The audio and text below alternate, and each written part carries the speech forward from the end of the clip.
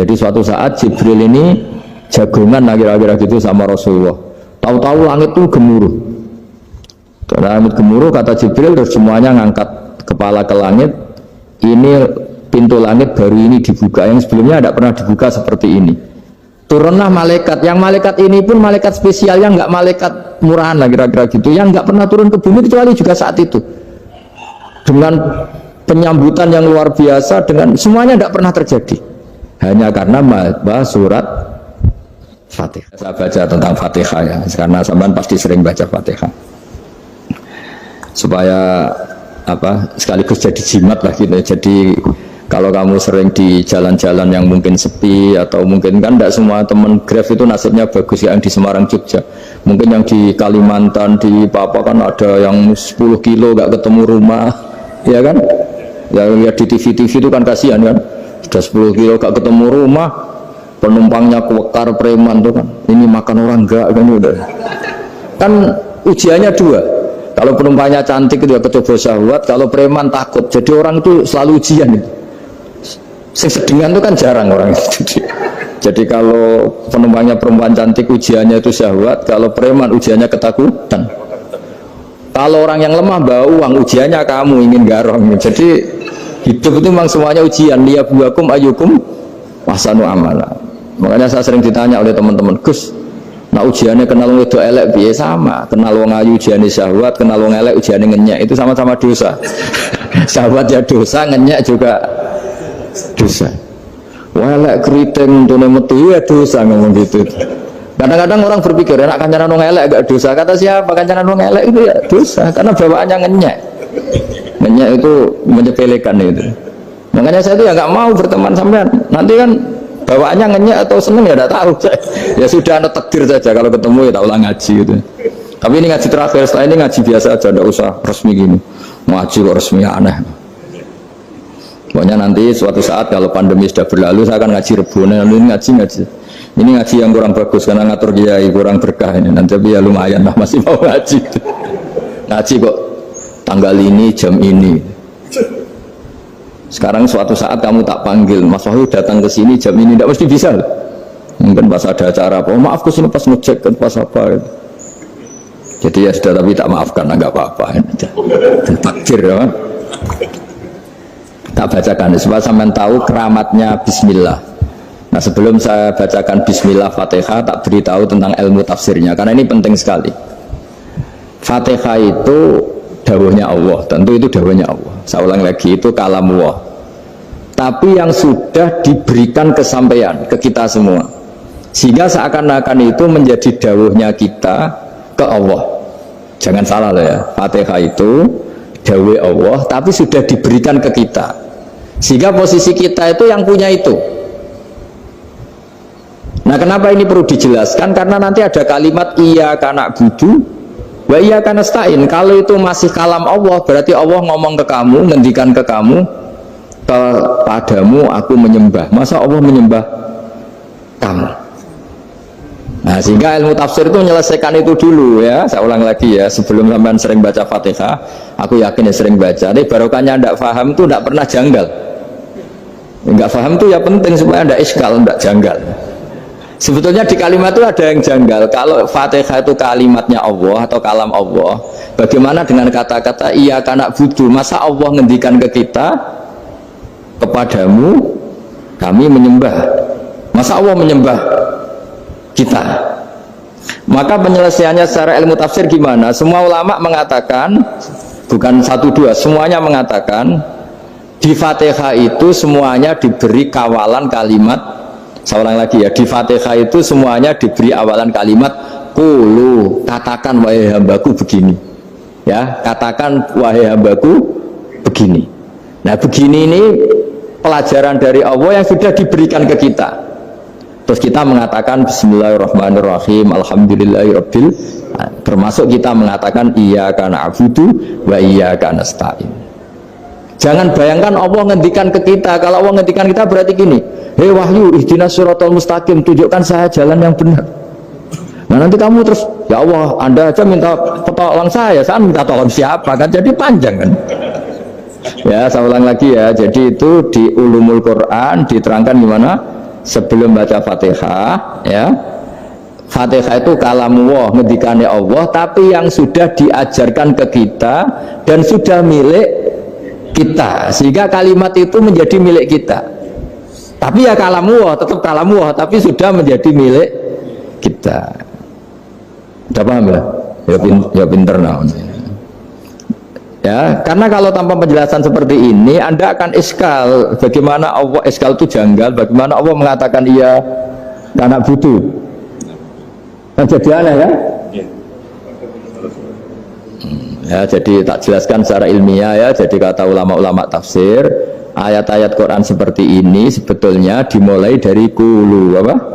Meskipun nggak dilafatkan. Itu kan sama dengan qul huwallahu ahad Muhammad, katakan kalau Tuhan itu satu. Ya namanya Quran itu kan kalam Allah, membina nabinya, membina umatnya. Makanya dikatakan atau enggak, di sini tersembunyi kata qulu, katakan. Ya.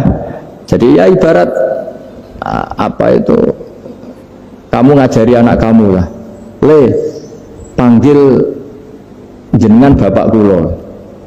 Itu maksudnya anak itu, kalimat itu kalimat kamu, tapi kamu ajarkan ke anak kamu. Terus anak kamu bilang, Pak jenengan bapak kulo. Nah, ketika kamu mengatakan jenengan, bukan kamu mengatakan jenengan anakku, berarti anakmu itu bapakmu, kan lucu kan? Anak kamu ajari jenengan bapak kulo, kamu engkau bapak saya. Terus anak kamu mengulang jenengan atau kamu bapak saya. Berarti itu kalimat yang kamu ajarkan, tapi sekarang sudah milik anak kamu. Kalau itu kalimat kamu kan lucu, masa anak kamu bilang bapak? Nah itu seperti itu. Jadi ulama memberi solusi atau jawaban iya karena abudu.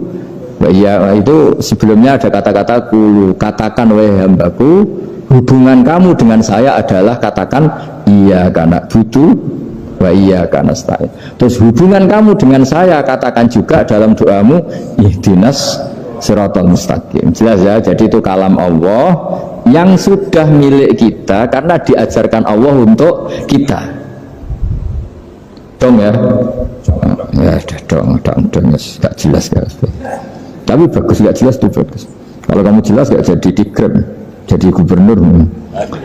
Min azimi fadliha kasratu asma'iha wa fadail ukhra. Ini cerita dramatisnya surat Al-Fatihah. Qala Abu Hurairah radhiyallahu anhu inna iblisa ranna khina unsikat Al-Fatihah. Jadi iblis itu begitu kesakitan. Ini kitab Abu Abdul Farad karangannya Syekh Muhammad Alawi, juga kutipan dari beberapa kitab. Yang jelas beliau sendiri juga ngutip dari beberapa riwayat di beberapa hadis. Halaman 1, 2, 3. Ketika Fatihah turun itu iblis kesakitan, kayak orang sakit gigi lalu tersiksa sisanya karena turunnya surat apa? Al-Fatihah. Artinya kalau Anda baca Fatihah dijiwai, maka Anda melemahkan setan, melemahkan iblis. Wa qala Mujahid khina unzilat Fatihatul kitab ronna fastama indahu asyayatin. Jadi ketika Fatihah itu turun, iblis itu terkapar lah kira-kira, sampai dijenguk banyak setan. Jadi kemana di ICU lah kira-kira gitu kalau sekarang itu, entah COVID entah enggak tahu, pokoknya di ICU sampai dijenguk banyak setan. Enggak tahu bawa apa enggak tahu, pokoknya dijenguk banyak setan. Mana yang nyangoni karena ini apa? Ketuanya apa? Pingsan, sakit. Jadi iblis itu sakit sampai dijenguk anak buahnya setan-setan. Ya semoga kalian semua tidak kenal setan. Kalau kenal berarti teman, apa? Wa qalu misla dzalik wa qala lahum laisa mimma taquluna syai'un walakin unzilat suratun laisa ajruqa ilaiha illa an harramallahu alaihi nar jahannam. Saya ini bukan sakit fisik kata iblis. Kamu tidak usah jenguk saya, datangkan dokter terbaik, tidak usah. Saya ini tidak sakit fisik. Saya ini sakit karena ada surat yang diturunkan, yang pahala yang melafatkan surat itu pasti selamat dari neraka. Padahal misi terbesar saya ini supaya manusia masuk neraka. Sekarang punya tamengnya. Gue pusing kan? Ya seperti orang lah, goda sampeyan ternyata sampean setia, itu kan pusing. Nah ternyata tidak setia, itu yang akhirnya ribet kan itu. Jadi iblis itu cita-cita terbesarnya kan semua orang itu masuk neraka. Nah sekarang turun satu surat yang gara-gara surat itu siapapun yang baca dijamin selamat dari neraka. Jadi walakin unzilat suratun laisa ajru qailiha illa an harramallahu alaihi nar jahannam. Karena jadi dia shock lah, kalau orang di Jawa itu bilang shock. Aduh, sial nasib saya ini umat nggak bisa saya goda lagi karena punya tamengnya tadi punya. Qad batala kaidukum wa makrukum. Rekayasa kalian sekarang itu tidak ada gunanya semua.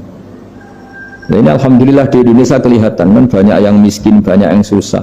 Tapi selagi mereka masih sholat, itu keinginan mencari halal itu masih tinggi. Kayak apa kita di tengah kota, jauh dari anak istri, jauh dari tetangga. Biasanya kalau orang jauh dari anak istri, tetangga kan sakar PDW. Tapi yang soleh masih banyak, sudah jauh dari keluarga tetap lurus. Loh, kalau yang dekat lurus kan wajar, konangan wong akeh kan. Ini sudah jauh masih lurus. Nah ini nggak lepas dari barokahnya surat apa? Surat Fatihah tadi. Jadi karena ada surat yang menjamin pelafalnya atau qailiha terbebas dari api neraka. Wa qalat as-sayatinu lahu is ayu syai'in ta'muruna ya maulana. Faqala lahum idhabu wajtahidu hatta tukhfilu qulubahum hatta la yaqulu hadhihi surah. Lalu kita gimana, jari para setan itu? Lalu kita gimana? Terus kata iblis, sudah bikin mereka lupa sehingga tidak baca lagi. Selagi masih baca kita pasti keok. Jadi kalau sampean sudah jarang baca Fatihah itu berarti sudah bagian dari kemenangan apa? Iblis. Jadi kalau sampean sudah jarang baca Fatihah itu berarti bagian dari kekalahan Anda, kemenangan iblis. Masih sering baca? Berapa kali? 5 kali sholat. Dan sama lagi? Ya, kalau ngajarin anak-anak mau itu juga selain doa itu juga kawannya juga. Kok 5 kali tok itu? Berarti pas sholat fardu tok itu? Enggak 5 kali itu mendingan itu 17. Kamu itu ngitungnya jangan 5 ini. 5 waktu aja. 5 waktu itu berarti lumayan kan? Berapa? 17 ya? Iya. 17 ya? Ya. 17, tapi kalau makmum tuh sering separuh kan, apalagi makmum terawih. Ya kan? Makmum terawih itu bacanya Fatihah ada yang sempurna enggak ya? Ya enggak lah. Baru alhamdulillah alim ruko ikut ruko ini makmum kan. Yang terawih teman. Kalau terawih jarang sempurna ya. Fatihahnya itu. Kan imam sudah ruko. Kamu bacanya Fatihah sampai mana tuh? Baru setengah ya. Ya paling pas terawih aja kan enggak sempurna ya. Apalagi kalau imamnya sing kilat tuh waduh malah.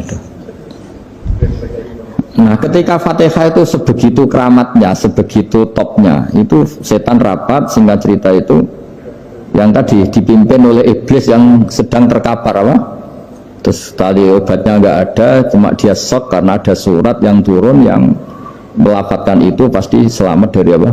Neraka. Nah ini gimana saran Anda? Sarannya adalah bikin orang-orang itu lupa, nggak baca Fatihah. Nah ini rapatnya iblis. Izhabu wajtahidu hatta tufilu qulubahum hatta la yaqulu hadhihi surah. Kala yuksiru qira'ataha wa la yakunu lahum ajrun wa thawabun bal yakunu lahum adzabun wa iqabun. Jadi saya mohon selama ini Anda sudah baca, tapi mungkin hanya rutin saja. Nama rutin saja. Jadi barokahnya ngaji ini kamu punya kekuatan atau punya semangat membaca karena ini surat yang luar biasa. Ibarat gini, kalau sampean tanya, saya juga sering mikir, masa Gus hanya surat kok punya kekuatan seperti itu? Di dunia ini kata Allah, mulai Nabi Adam sampai kiamat, nggak ada yang bisa menandingi kekuatan kalimah. Kalimah itu kata-kata. Nggak ada yang bisa menandingi kata-kata. Misalnya Anda nge-grab, berangkat istri cuek, berangkat cuek. Itu beda dengan ketika meskipun satu kalimat. Wes Pak, muga-muga dilindungi pangeran, mungkin jenengan selamat. Itu menjadi teduh dan semangatnya luar biasa karena kayak mendapat support. Jadi kira-kira kalimat itu hubungannya kita dengan Allah, Fatihah itu seperti itu. Kamu melafadzkan satu kata-kata yang dibenarkan langit bumi, dibenarkan aras, dibenarkan malaikat, dibenarkan semua penghuni di dunia ini. Sehingga itu efeknya luar biasa. Itu seperti gini ya, kamu cerai sama istri, terus nikah lagi katut babon. 10 tahun anak kamu dididik, ibunya benci kamu, dan memang Anda layak dibenci. Dididik. Dan sampai nggak pernah manggil kamu Pak. Suatu saat Kamu tentu rindu kan ingin dipanggil bapak oleh anak kamu. Suatu saat anak ini manggil kamu Pak E. Itu senengnya bukan main, hanya sebuah kata-kata. Makanya kadang-kadang orang itu tanya sama kiai, ijazah lafadz ini gunanya apa sih? Itu ijazah-ijazah itu untean kata-kata. Yang kata-kata ini dibenarkan langit dan bumi dan aras dan para malaikat, sehingga efeknya itu luar. Nah ibarat seperti itulah, kamu melafadzkan Fatihah itu melafadzkan kata-kata yang dibenarkan Allah dan Rasul dan semua malaikat, semua penghuni langit. Maka ini efeknya pasti luar. Nah di sini lah orang-orang dulu itu tahu keramatnya itu, sehingga ketika melawan Belanda, melawan Jepang dulu itu kalimat-kalimat itu menjadi mantra yang luar biasa. Doa lah, doa yang luar biasa. Tapi di era modern karena orang sudah tidak ngerti itu, dianggap itu mantra, jimat, khurafat, bid'ah, waduh ribet meneh malah. Sebetulnya tidak seperti itu. Memang kata-kata ini kekuatannya luar biasa. Sama kesakitan hati kamu juga karena itu. Ngojek wangilan. Bapak apa di bojo kok kowe gagah tok kere. Wah, itu seling terus. Padahal kalimat itu kan tidak melukai secara fisik, tapi apa kerjanya sesuk sarasa-rasa. Karena terus dengan pengadilan seperti itu kan, ngapain kerja demi perempuan yang seperti ini? Lagi-lagi kata-kata ini luar. Nah bayangkan kalau kata-kata itu adalah kalimat yang diajarkan Allah lewat Rasulnya, lewat malaikat Jibril. Kayak apa kekuatannya itu? Nah, kira-kira Fatihah itu gitu. Kalimat yang baik, kalimatan thayyibah diajarkan oleh Allah dan Rasul. Kayak apa kira-kira kekuatannya? Pasti luar biasa. Wong support yang dikatakan istri kita, anak kita aja luar biasa, apalagi ini support yang diajarkan Allah dan Rasul. Ya makanya saya mohon kalau baca Fatihah, baca kalimat-kalimat thayyibah ketika sholat itu dijiwai. Ya misalnya Rabbana lakal hamdu mil'us samawati wa mil'ul ardi wa mil'u ma syi'ta min syai'in. Engkau zat yang layak dipuji, dan pujian ini memenuhi langit dan bumi. Karena kita tahu nggak ada sejengkal di alam raya ini kecuali di situ ada rahmat Allah. Misalnya kamu bisa lewat sampai rumah saya, kamu mungkin anggap biasa saja. Coba kalau ngalami likuifaksi, tahu-tahu bumi ini ambles, bisa ngelewati yang likuifaksi itu luar. Tanyakan orang pernah ngalami likuifaksi di Sulawesi, itu melihat bumi bisa diinjak nggak ambles itu, wah luar. Sama nggak ngalami itu sehingga lewat bumi ya biasa aja. Coba kalau ngalami seperti tidur, ya biasa aja. Coba kalau ada gempa, bahwa bumi tenang ini sudah nikmat yang luar biasa. Masa kamu ngakui nikmat nunggu digituin? Ya kan? Nah, makanya baca Fatihah dijiwai lah, bahwa ini kalimat yang luar biasa. Nah, saya teruskan ya. Warwa Muslimun fi sahihihi an Ibnu Abbas radhiyallahu anhuma annahu qala bainama Jibril alaihi salam qaidun dan Nabi sami'a naqidan min fawqih farafa'a ra'sahu faqala hadza babun nas-sama' futihal yawma lam yuftah qaddu ilal yawm fanazala minhu malakun faqala hadza malakun nazala ilal ardi wa lam yanzil qaddu ilal yawma fasallim waqal absyir binuraini qad uti tahuma lam yu'tahuma nabiyyun qablak Fatihatul kitab wa khawatimu suratul Baqarah. Jadi suatu saat Jibril ini jagongan kira-kira gitu sama Rasulullah. Tahu-tahu langit itu gemuruh. Karena langit gemuruh kata Jibril terus semuanya ngangkat kepala ke langit. Ini pintu langit baru ini dibuka, yang sebelumnya tidak pernah dibuka seperti ini. Turunlah malaikat, yang malaikat ini pun malaikat spesial, yang nggak malaikat murahan lah kira-kira gitu, yang nggak pernah turun ke bumi kecuali juga saat itu dengan penyambutan yang luar biasa, dengan semuanya tidak pernah terjadi hanya karena bahas surat Fatihah. Jadi ini surat yang luar biasa, pengawalannya lewat malaikat yang spesial, nggak pernah turun di bumi kecuali saat itu, penyambutannya juga nggak pernah seperti itu, baru seperti itu. Jadi semuanya itu spesial. Nah kenapa ini spesial? Karena di situ ada isi puja-puji kepada Allah Subhanahu wa Ta'ala. Ada ikrar kita, Alhamdulillah Rabbil Alamin Ar-Rahmanir Rahim. Ikrar ini penting. Kalau contoh paling gampang gitulah, kamu punya istri selama ini cerewet terus, suatu saat ngomong, Pak tak angen-angen rono wong lanang kayak sampeyan. Itu langsung tidak ada lelaki sebaik engkau. Itu sama senengnya, masya Allah, karena ada ikrar dari seorang istri ke kamu. Nah bayangkan kalau ikrar kita sebagai hamba diakui oleh Allah Subhanahu maka ikrar ini akan dicatat sebagai kebaikan kita yang kita panen nanti di akhirat, karena ada ikrar.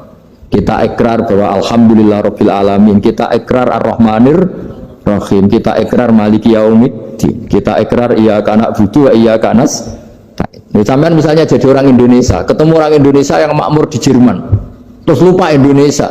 Kamu orang Indonesia? Enggak, saya ada orang Indonesia. Mangkel gak kira-kira? Mangkel. Karena salah ikrar kan gitu. Ya, jadi saya mohon jangan anggap kalimat itu hal yang biasa, tapi luar biasa. Nggih, ngoten mawon. Assalamualaikum warahmatullahi wabarakatuh.